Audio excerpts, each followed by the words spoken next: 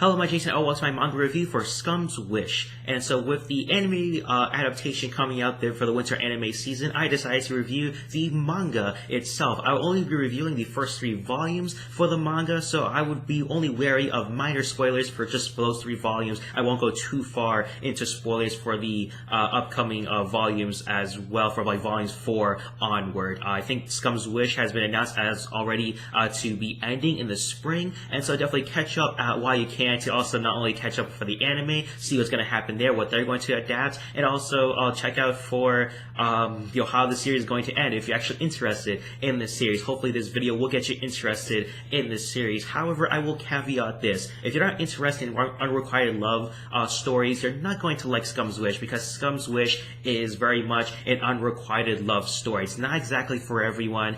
Some of the content is more PG-13-esque. I won't say it's very mature, but definitely there is very some minor graphic sort of scenes, I guess, for the crude sort of reader, if you're not really interested in that kind of things there. But definitely the unrequired love story is the big centerpiece for all this, with all the characters involved. If you're not interested in that, you're probably not going to like Scum's Wish. The story itself, which is done by Mengo Yokoyari, which is she also does the art for this manga as well. The story basically is followed through one perspective with Hanabi Yasuryoka, who is the main character, but the chapters do go into other perspectives for other characters as well. For the first 3 volumes, you only have to worry about the main male character, and Mugi Awaya, and also some other characters who do get their shine as well, in Akane Minagawa, and also Sanae Ebato Echan, which she is called by the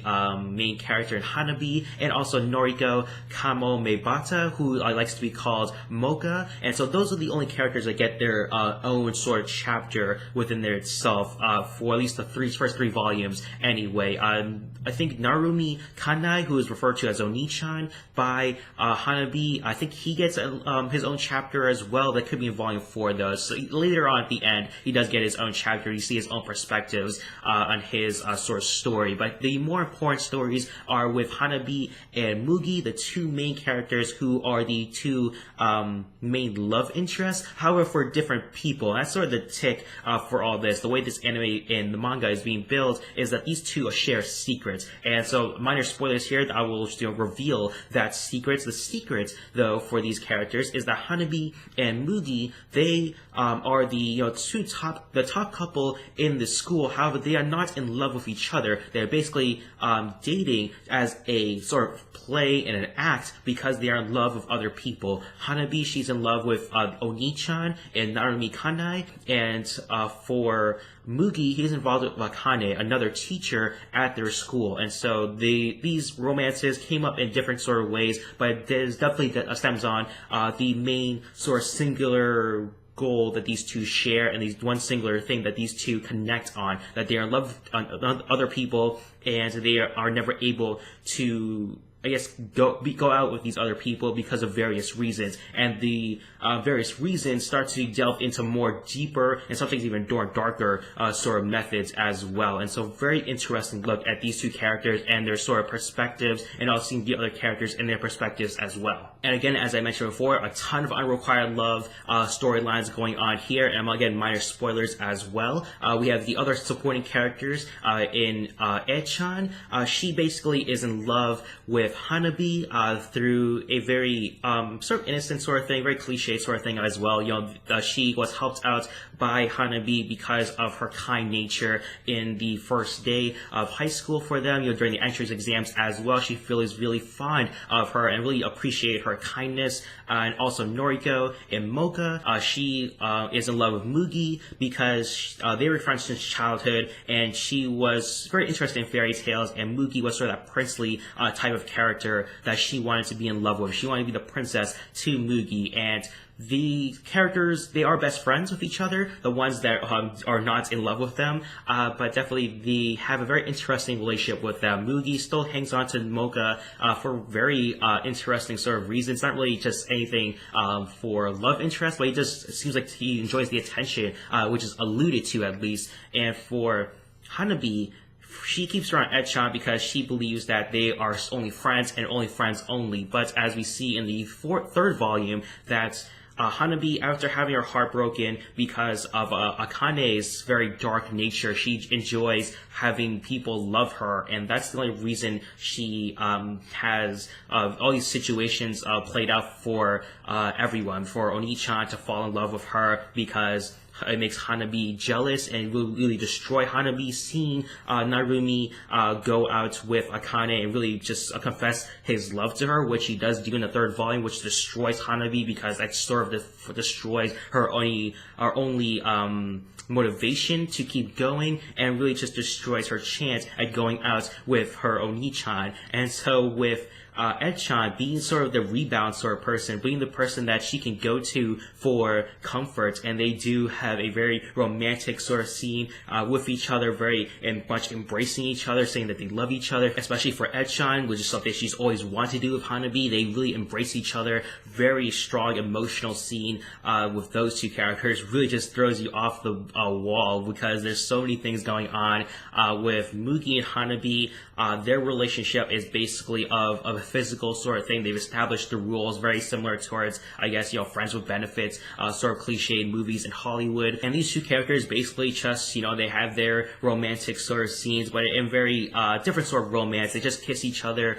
They do these other sexual things with each other as well. It doesn't get too graphic, as I said before. It's only PG-13 sort of scenes here. Definitely there are times where Yokoyari, she draws these scenes in a very weird sort of way, because understandably, I guess she was trying to censor what was going on. Didn't really want to show too much graphicness. Didn't want this to be hentai. Didn't want to be too ecchi as well. However, there are times where you have no idea what's going on in the scene, and you have no idea the perspectives of where the characters are in relation to that scene here, because for the most part, there aren't really any sort of background scenes to gaw at as well. It's mostly just the characters that are drawn and just whatever's around them. Just very simple sort of things. Very effective, though. I will give her that, but still not really just too much for anything else going on in the panels. But still very nice character designs that she has done there. So I'll give her credit for that, despite the lack of fantastic backgrounds. And giving credit to her as well for the extra chapters that are part of the Crunchyroll app, in the Manga app. I'll give, I'm not sure if there's around anywhere else. Maybe it is in the physical volumes themselves, but there are extra chapters with these cat people, and they have the very emotional, heartbreaking storylines as well. Really shows off her brilliance as a writer in that sort of sense. Really just creating and formulating these tragic sort of storylines that are going on within the manga as well. Because some of these times they are pretty tragic and very heartbreaking as well, because you want these characters to, at least the way the story is formulated, you want these characters to succeed in a very bigger sense, at least. A world where everyone can be happy is something that can't actually be happen here, where Hanabi can have what she wants, Mugi can have what he wants, and all the other characters, and Ed-chan, Mocha, you want all these characters to have what they want, but it's not really possible there. And she does this, the mangaka Yokoyari, she does a really good job at really creating this world where you want this to happen, but also it really creates a realistic sort of world as well. It's pretty relatable in some sort of sense here, where there's unrequited love. Sometimes in real life you're crushing on a girl or a guy, and it can never happen. And sometimes,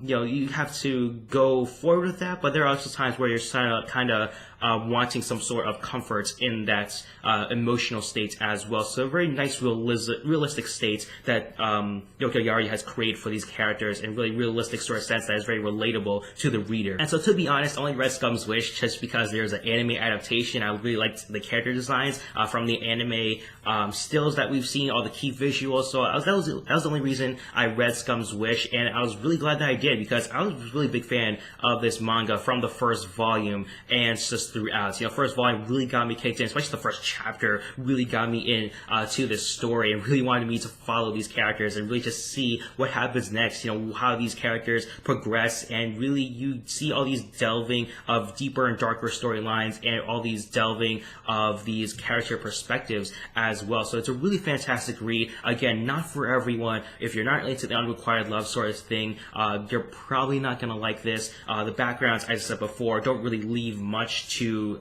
be remembered. For the lack of background, some of the perspectives of characters, of their situations, and where they are in relation to a scene isn't really that formulated too well, but still, other than that, it's a really fantastic manga overall. And so for rating, giving this a 4.5 out of 5. I can't wait to read the rest of the series and see how this ends in the spring. I'm not sure exactly what's going to end, but I'm pretty sure there was an announcement that is going to end in the spring. I'll put an article in the description down below of the full details on all of that, but definitely cannot wait for the anime adaptation as well, seeing how they adapt this story into a visual medium. And so have you guys already read Scum's Wish? Put your thoughts and opinions in the comment section down below if you have. Are you excited for the anime adaptation as well? Put all your thoughts and opinions on everything in the comment section down below. Also remember to like, share, and subscribe as well. Thank you for watching my manga review for Scum's Wish. Hope you have a nice day. Bye bye.